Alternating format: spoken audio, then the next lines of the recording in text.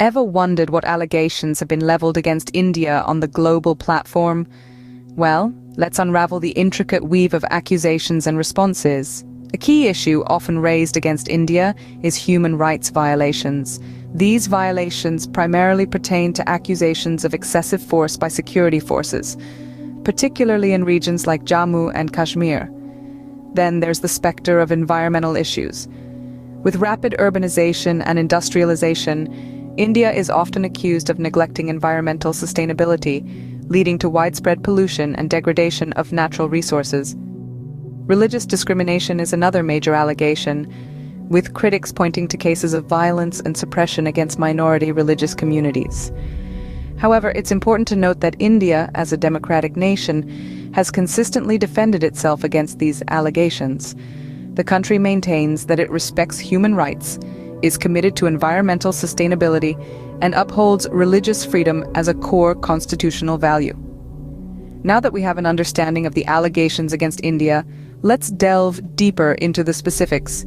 Why has India accused Canada of providing safe havens to pro-Khalistan extremists? This is a question that has been asked time and again. To understand this, we need to delve into the past. The Khalistan movement, which sought a separate Sikh state, was a turbulent period in India's history. India believes that certain elements of this movement have found refuge in Canada, thereby accusing the latter of providing a safe haven for these extremists.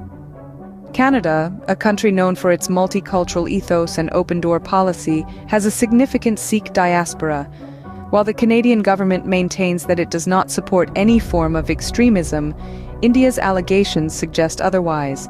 This has led to a diplomatic conundrum. Canada, on one hand, needs to address India's concerns while ensuring its domestic policies do not come under international scrutiny. On the other, India insists on a firm stance against these alleged extremist elements. With this background, it's easier to understand the tension that these accusations have caused in the diplomatic relations between India and Canada. How have other countries reacted to these allegations and accusations?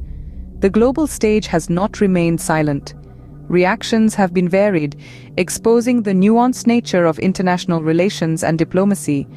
Many nations have chosen to tread carefully, balancing their responses between supporting India's sovereignty and expressing concern over the allegations.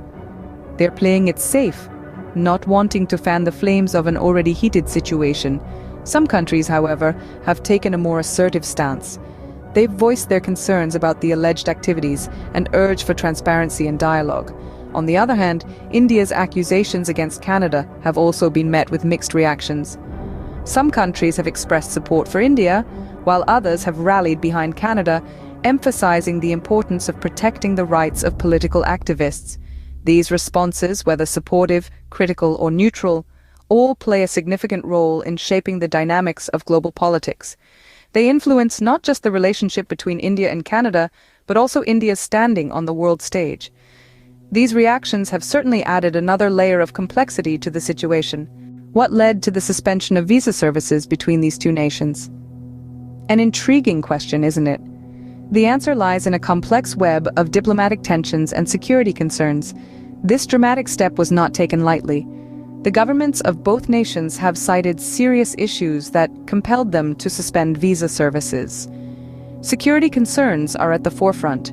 The fear of extremists exploiting the visa system to further their agendas and the potential danger it poses to national security has been a significant factor. Then there's the diplomatic tension. Relations have been strained due to allegations and counter-allegations, turning the visa services into a casualty of this diplomatic standoff. The impact? It's massive. Individuals, families, students, and businesses have all been affected. The dreams of many who wish to travel, study, or work have been put on hold, while businesses face disruptions in their operations. The suspension of visa services is a significant development in this ongoing diplomatic saga. What is the current status of the free trade agreement between India and Canada? Let's dive in. A free trade agreement is a pact between two or more countries to reduce barriers to imports and exports among them. By doing so, they aim to strengthen their economies by increasing trade. Now, the free trade agreement between India and Canada holds promise for both nations, potentially boosting their economies and fostering stronger ties. However, it is currently shrouded in uncertainty. The reasons for this uncertainty are manifold, ranging from geopolitical tensions to differing economic priorities. This state of limbo raises questions about the future of trade relations between the two countries. Will they manage to find common ground and move forward, or will the agreement remain in the realm of what could have been? As we wrap up, it's clear that the future of this free trade agreement could significantly impact the relationship between India and